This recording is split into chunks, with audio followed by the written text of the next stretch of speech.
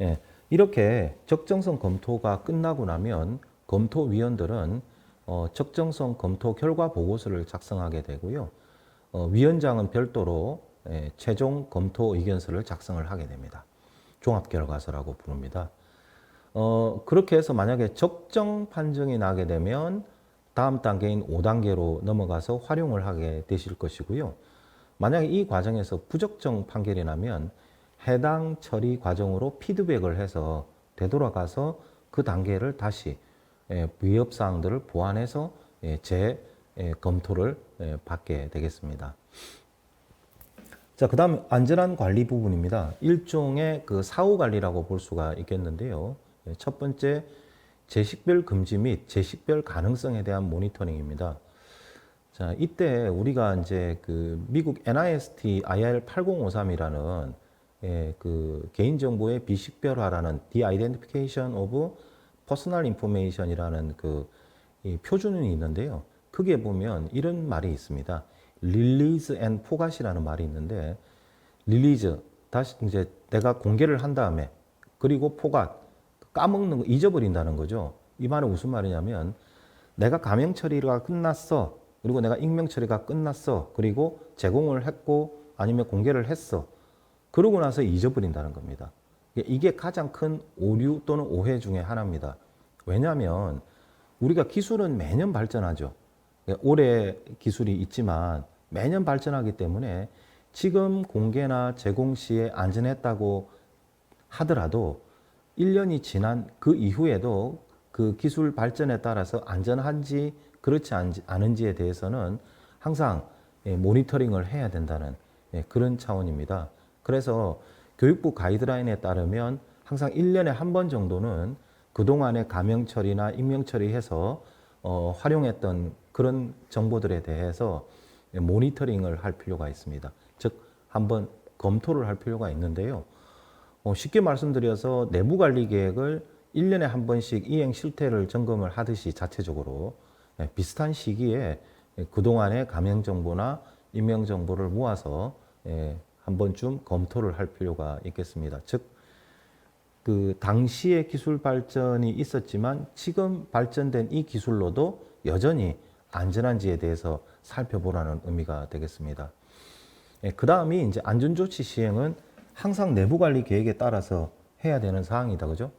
그리고 기록 작성 보관입니다. 이거는 제가 하라 말라 하기 이전에 법령에서 이미 나와 있는 사항이기 때문에 이거는 반드시 해야 되는 부분입니다. 그래서 내가 가명 처리를 했으면 처리에 대한 기록 보관은 당연히 대장을 통해서 관리를 해야 된다는 부분입니다. 그래서 이거는 법적인 요구사항이다 라고 생각하시면 되겠고요. 추가 정보도 마찬가지고 파기 있으면 파기 대장도 있겠죠. 이거는 법적 요구사항이다 라고 생각하시면 되겠습니다. 예, 다음 장 한번 살펴보도록 하겠습니다. 자, 교육 분야의 가명, 익명 정보 처리 가이드라인에 있어서의 절차를 한번 좀 살펴보도록 할게요. 왼쪽에 보시는 사전 준비, 위험성 검토, 가명 처리, 적정성 검토, 안전한 관리는 방금 여러분이 보셨던 거다, 그죠? 즉, 그 보호위에서 나온 그 가이드라인하고 동일한 5단계를 갖고 있음을 알 수가 있고요. 다만 교육 분야다 보니까 교육부에서 가명 처리에 대한 실태 관리와 점검을 할 수 있다 하는 사항이 좀 차이가 있겠죠. 이 오른쪽에 있는 그림은 각 단계별로 조금 더 구체적으로 나타낸 것인데요. 우선 이 사전 준비 1단계입니다. 처리 목적 및 대상을 명확하게 해라. 이 말은 무슨 말이냐면 예를 들어서 지역 나이에 따른 소득과의 상관관계 연구다 라고 했을 때요. 만약에 이 지역 나이 소득에 해당되는 개인정보 파일이 있다면 그 개인정보 파일의 원본에는 한 100개의 칼럼이 있었다고 하겠습니다. 그 외에도. 그러면 그 100개의 칼럼을 갖고 와서 전체를 다 처리한다는 것이 아니라 목적에 필요한 칼럼만 가져와서 최소화해서 명확히 해서 처리를 하라는 뜻입니다. 즉, 지역 나이에 따른 소득과의 상관관계면 지역하고 나이하고 소득만 있으면 되잖아요, 그죠? 그래서 전체 컬럼을 다 가져오는 것이 아니라 목적 달성에 필요한 그 부분만 갖고 와야 된다 하는 뜻입니다. 그런 다음에는 이제 가명 처리 수행을 위한 승인 준비 단계에 들어가게 되는데요. 그리 되면 이제 실제로 목적에 적합한지 안 한지를 검토위원회도 꾸리고 해야 되잖아요. 그러려면 준비를 해야겠죠. 그래서 가명 처리 설명 자료를 작성하고 회의 개최 계획을 세우게 됩니다. 그렇게 해서 이제 승인이 나게 되면 처리 대상의 정보 집합물을 이제 구성을 해야 되겠죠.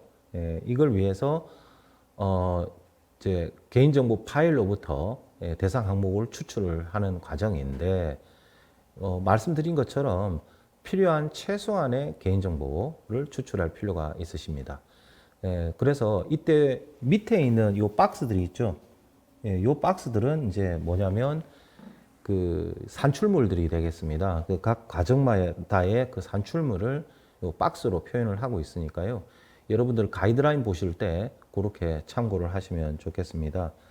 그래서 체류 대상 정보 집합물 구성 부분에 있어서는 즉 이 왼쪽 이 단계에서 이제 오른쪽 이 단계로 갈 때는 가명 정보 활용 계획서가 필요할 것이고요. 그 다음에 이 계약서, 개인정보 처리 방침 공개안 이런 것들이 이제 들어가게 되겠죠.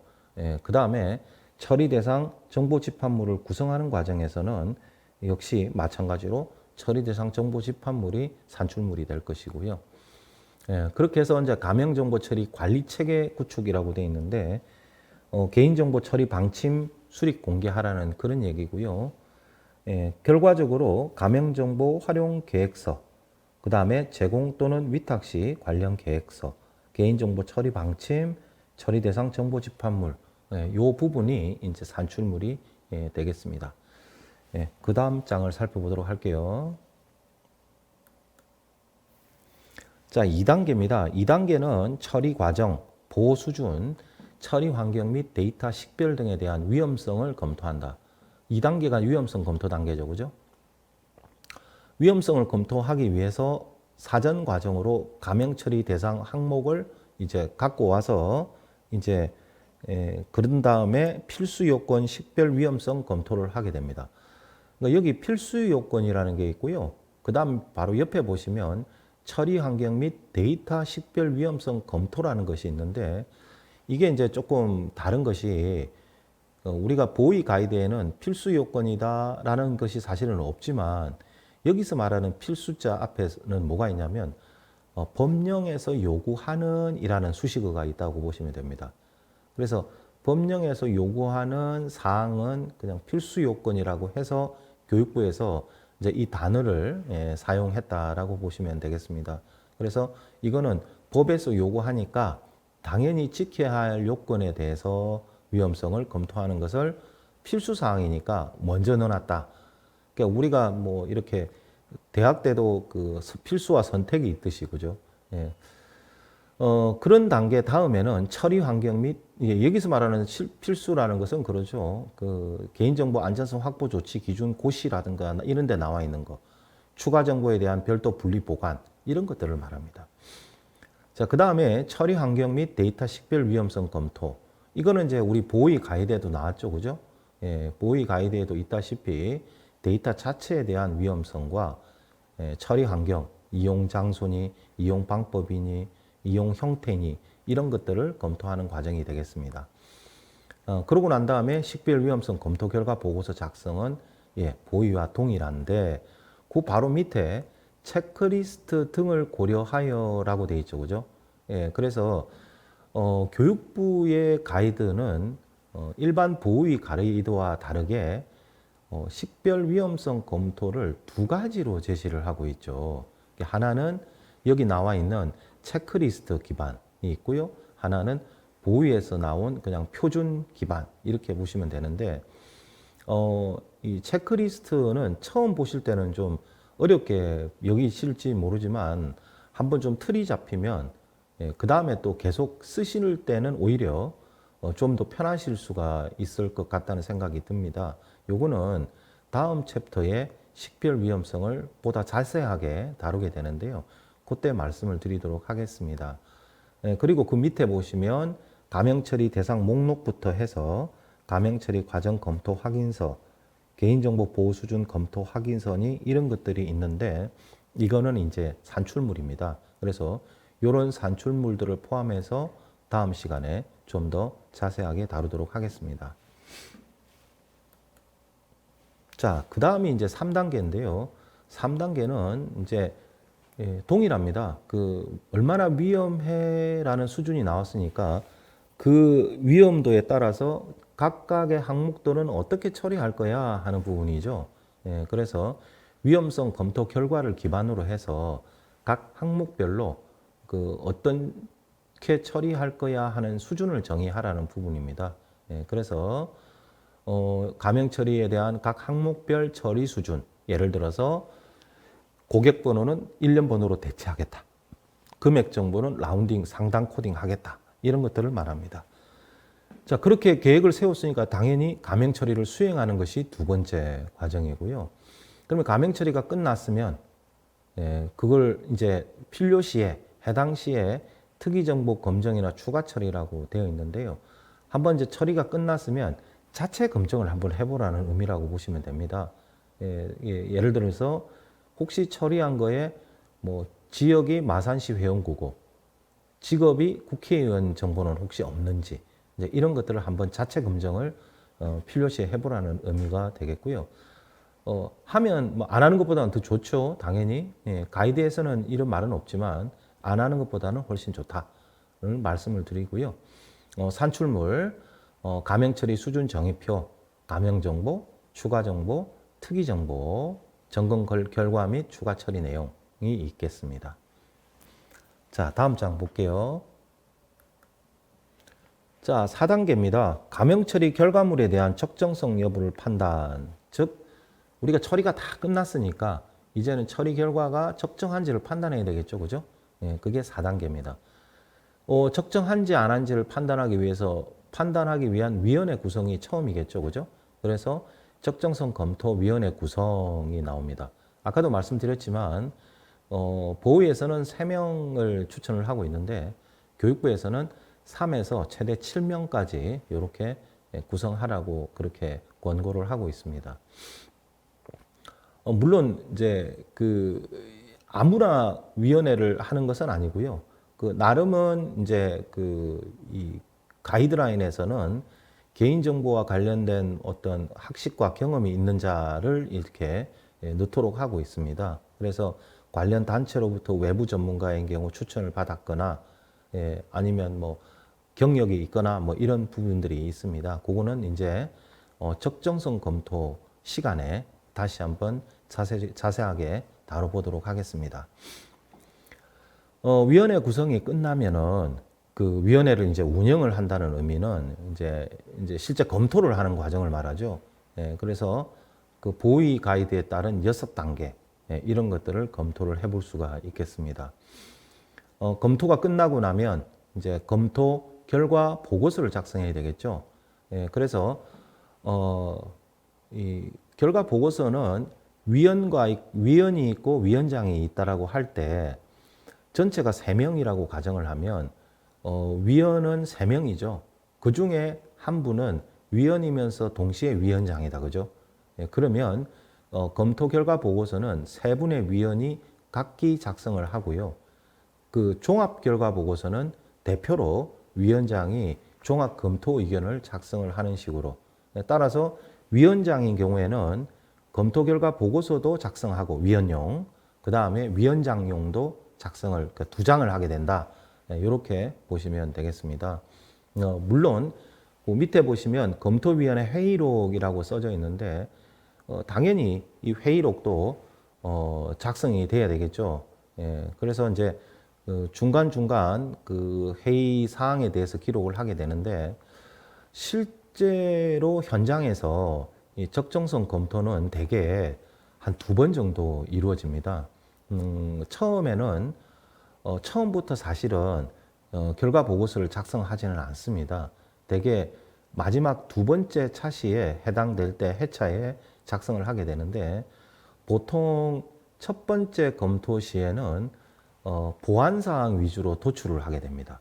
검토위원들이 기초 자료를 보시고 어떤 그 인터뷰를 통해서 묻고 답하기를 통해서 보안 사항들에 대해서 도출을 하고 그 도출된 보안 사항들이 사실은 회의록에 기록이 됩니다. 그러면 그 기록된 회의록을 기반으로 해서 그 처리자가 다시 이제 보안 처리를 하게 되겠죠. 그럼 이제 보안 처리가 다 완료가 되면 그 다음에 2차 검토 회의가 열리고 있습니다. 그러면 이제 2차 때는 뭘 하겠습니까? 당연히 보안 처리가 제대로 보완됐는지를 보겠죠. 그래서 그 보안 처리가 제대로 보완이 됐다라고 하면 그때서야 이제 결과 보고서를 현장에서는 실제로 작성을 하고 있습니다. 그거는 적정성 검토 말씀드릴 때 다시 자세하게 말씀드리도록 하겠습니다. 그래서 적정성 검토 결과가 만약에 적정이다라고 하면 바로 활용을 하실 수가 있겠지만 그렇지 않고 보완 사항들이 있으면 보완 조치하라는 것이 오른쪽에 나와 있는 사항입니다. 그리고 부적정인 경우라도 해당 단계로 피드백을 해서 미흡 사항들을 보완하실 수가 있겠습니다. 거기에 따른 산출물이 나오죠. 적정성 검토 계획서, 기초 자료, 개인정보 수집 이용 동의서, 비밀 유지 업무 서약서. 이게 보통 실제로 교육부가 아닌 일반적인 경우에는 개인정보 수집 이용 동의서까지 작성을 보통 안 하는데 교육부는 특별히 개인정보 수집 이용 동의서가 있습니다. 그래서 이 부분은 추가로 작성해 주실 필요가 있겠습니다. 그리고 비밀 유지와 이해 상충은 반드시 모든 분야에 다 포함이 되는 사항이고요. 그 다음에 회의록, 적정성 검토 결과 보고서 위원용, 적정성 검토 종합 결과서 위원장용 이렇게 보시면 되겠죠. 다음 장 살펴보겠습니다. 자, 5단계입니다. 적정성 검토까지 완료가 되었으면 이제 활용을 하시면 되는데 활용하시는 기간 동안의 사후 관리에 관한 사항입니다. 보통 안전한 관리라고 하기도 하는데요. 그래서 감염 처리된 감염 정보 처리 내용을 기록하고 제식별 모니터링. 항상 그랬죠. 제가 릴리즈 앤 포갓이라고 보죠. 그 공개나 제공한 이후에 그걸 잊어버리면 안 된다. 항상 주기적으로 재검토를 해야 된다라고 말씀을 드렸죠. 그 사항으로 이제 감염정보 처리에 대한 기록 관리 부분, 감염정보 관리 대장 작성 이 부분은 법령상 요청되는 사항이라고 말씀을 드렸다 그죠? 그렇기 때문에 요거는 항상 유념해 주시면 좋겠다 그죠? 그 다음이 감염정보 안전성 확보 조치 수행 부분입니다. 이건 당연히 감염정보도 개인정보이기 때문에 안전성 확보 조치는 수행을 해야 됩니다. 주로 내부관리 계획에 감염정보를 어떻게 관리할 것인지가 들어갈 것이고 그 계획대로 정적을 남기고 수행하시면 되겠죠. 여기에 또 개인정보 처리 방침 고지하는 부분, 그 다음에 계약서를 만약에 썼다면 계약 이행에 관한 사항, 특히 위수탁은 위탁기관에서 수탁자에 대한 관리 감독 의무가 있잖아요. 이런 부분을 통합해서 안전한 관리를 하실 필요가 있겠습니다.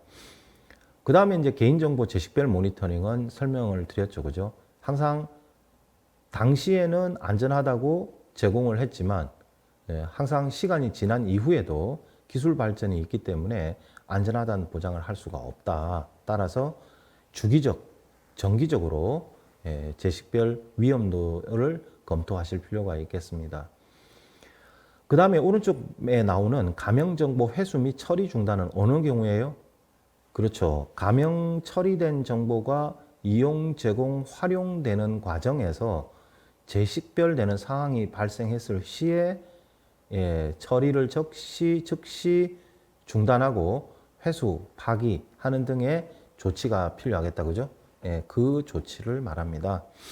해서 이 산출물이 밑에 나온다, 그죠? 감염정보 관리 대장, 감염정보 처리 관련 안전성 확보 조치 방안, 개인정보 처리 방침. 개인정보 처리 방침과 관련해서 어떻게 써야 될지 잘 모르겠어요. 라고 하신다면 보위에서 나온 감염정보 처리 가이드라인의 참고 부록 부분에 보면 예시가 있습니다. 예, 그 부분을 참고하실 수가 있겠고요.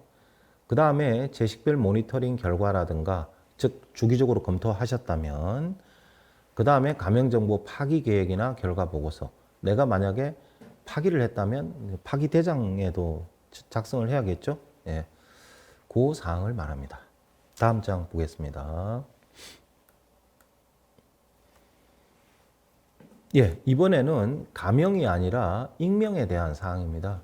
예, 익명에 대한 사항은 보위 감염정보 처리 가이드에는 다루고 있지 않지만 그 교육부에서는 제목에 있는 것처럼 교육 분야 감염 익명 정보 처리 가이드이기 때문에 익명에 대한 처리 절차도 다루고 있습니다만 아주 세부적이라기보다는 감염과 그렇게 차이는 없습니다. 예, 그래서 그러면 우리 기관에서는 익명 처리를 해서 써야 되는데 어떻게 처리 과정이나 이런 걸 해야 될지 모르겠어요 하시는 분들도 간혹 있으신데요. 전반적인 적정성 검토를 포함해서 절차는 감형과 똑같이 진행하시면 됩니다.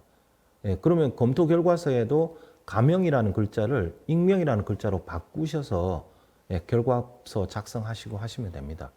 예, 그리고 다만 가이드라인에서는 기록 보관이라든가 대장 관리 부분에서 요구하는 사항이 있기 때문에 그 부분만 잘 살펴보시고 준비하시면 될 것 같습니다. 1단계가 익명 처리를 위해서 목적이나 항목을 확정하고 관리체계 구축을 준비하는 것은 감형이나의 한 가지다 라고 보시면 되고요. 특별히 차이점은 없다라고 보시면 되겠습니다. 따라서 감형을 하듯이 익명도 똑같이 준비를 하시면 그 절차대로 준비를 하시면 되겠습니다. 자, 다음 장 보겠습니다. 자, 2단계가 나오죠. 처리 과정, 보호 수준, 처리 환경 및 데이터 식별에 대한 위험성 검토. 우리가 감형에서도 위험성 검토했잖아요. 똑같이 익명도 익명 처리 대상 항목을 필요한 최소한으로 선정하고 식별 위험성을 데이터, 그 다음에 처리 환경을 고려해서 이때 필수 요건은 없겠다, 그죠? 왜 그러냐면은 법에서 익명에 대해서는 딱 정해진 게 없죠, 그죠? 왜? 익명은 개인정보가 아니라고 보기 때문에, 그죠? 따라서 필수 요건은 법에서 요구하는 사항은 하나밖에 없습니다.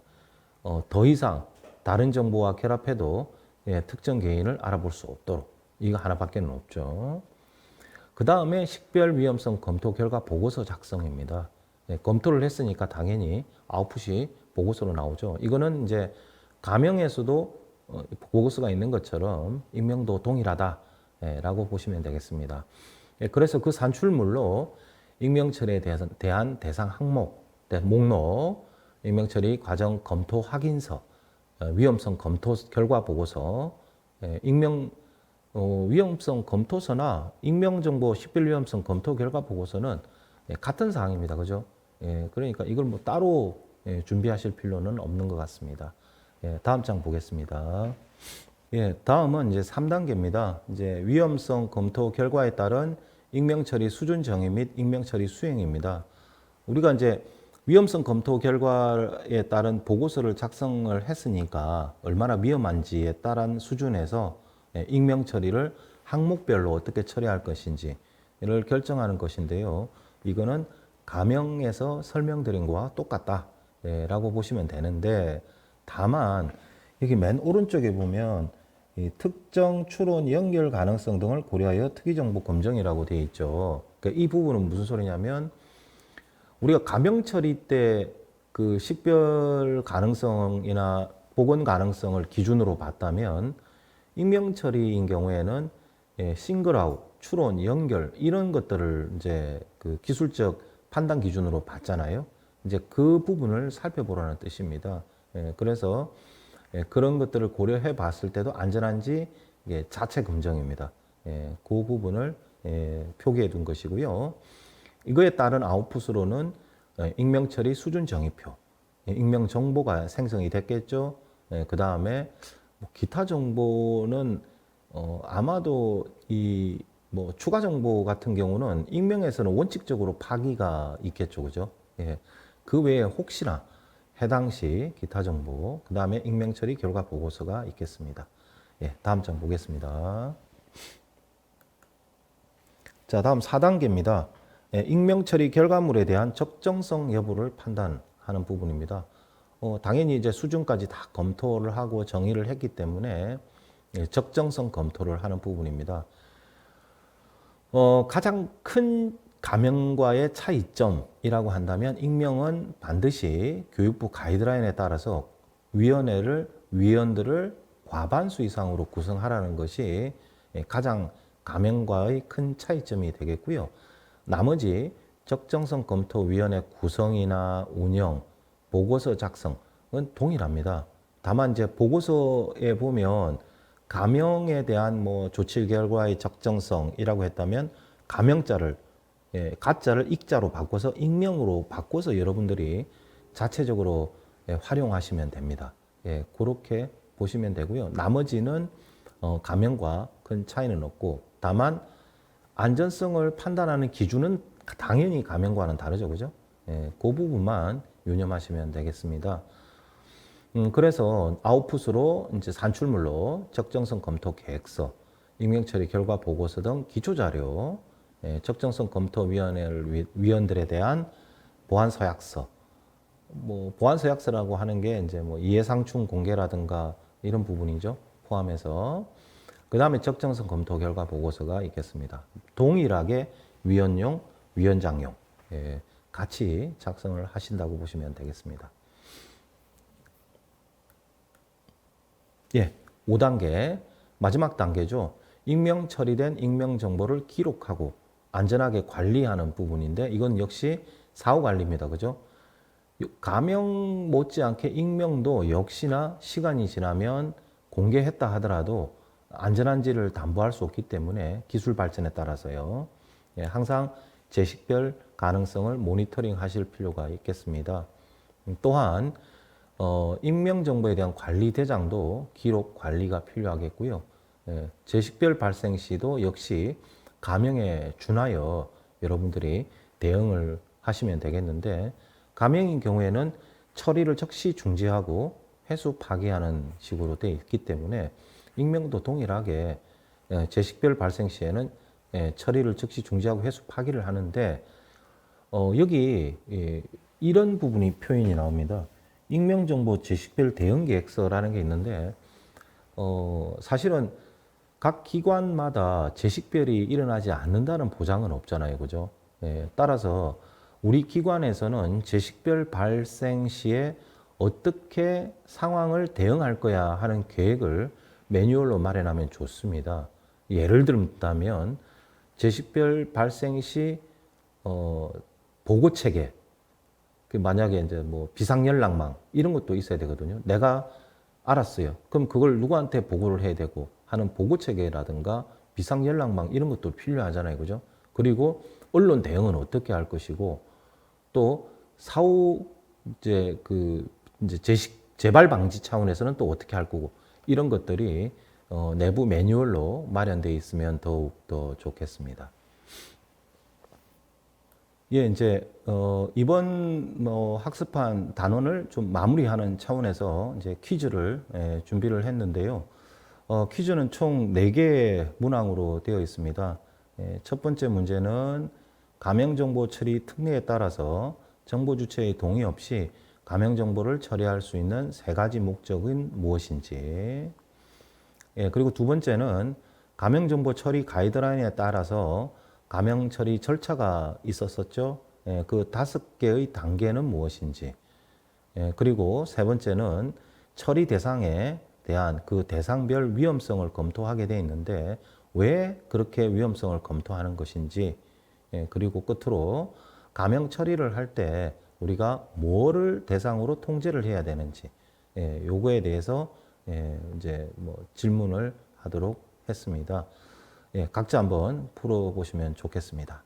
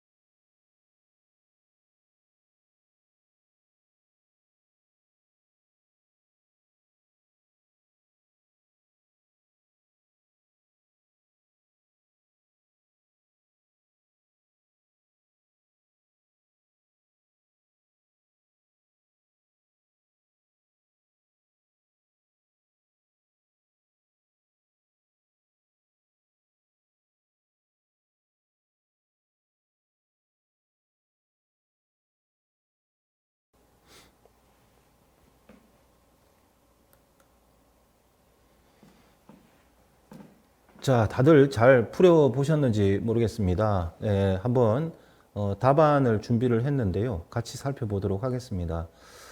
먼저 첫 번째가 가명정보 처리 특례에 따라서 정보 주체의 동의 없이 가명정보를 처리할 수 있는 세 가지 목적. 우리 28조의 2 개인정보보호법에 있었죠, 그죠? 과학적 연구, 공익적 기록 보존, 통계 작성이 되겠습니다. 자, 두 번째는 가명정보 처리 가이드라인에 따라서 5가지 가명 처리하는 절차에 대해서 배워봤습니다. 첫 번째가 목적 설정 등 사전 준비, 두 번째가 처리 대상의 위험성 검토, 세 번째가 가명 처리, 네 번째가 적정성 검토, 마지막으로 안전한 관리였죠. 자, 그 다음에 3번 처리 대상의 대상 위험성을 검토하는 이유는 얼마나 위험한지를 알아야 항목별로 어떤 수준으로 처리할 것인지가 나왔잖아요. 그죠? 그래서 가명 처리 대상 항목별로 처리 수준을 정하기 위함이 되겠습니다. 자, 마지막 4번. 가명 처리 시의 통제 대상은 우리가 첫 시간에 그 원칙 중에 포괄성 원칙이 있었다. 그죠? 데이터는 중요하지만 데이터만 보고선 처리해서는 안 된다. 왜? 우리가 이 안전한 동시에 쓸모 있는 데이터를 만들기 위해서는 유용성도 함께 봐야 되지만 이 안전성에 있어서는 데이터 외에도 데이터 주변의 상황, 다시 말해서 처리나 이용되고 있는 환경을 함께 봐야 된다고 말씀을 드렸잖아요. 그죠? 그래서 내부 이용보다는 외부 제3자 제공이 훨씬 더 위험도가 높기 때문에 처리 수준을 높여야 된다는 같은 맥락이라고 보시면 되겠습니다. 해서 데이터 자체에 대한 통제와 처리 환경에 대한 통제가 있고요. 덧붙여서 데이터 자체는 보위 가이드라인에 몇 가지요? 네 가지가 있었다. 그죠? 첫 번째가 식별 정보, 두 번째가 식별 가능 정보, 그 다음에 세 번째는 특이 정보, 네 번째는 재식별 시 영향도를 봐야 될 것이고요. 처리 환경에 대해서는 세 가지, 이용 형태나 그 다음에 이용 장소, 그 다음에 이용 방법. 근데 이게 이런 것들을 볼 필요가 있겠습니다. 네, 여기까지 해서 가명 처리 절차에 대해서 살펴봤고요. 다음 시간에는 이제 말씀드렸던 2단계 그 위험성 검토 부분을 좀 더 자세하게 살펴보도록 하겠습니다. 감사합니다.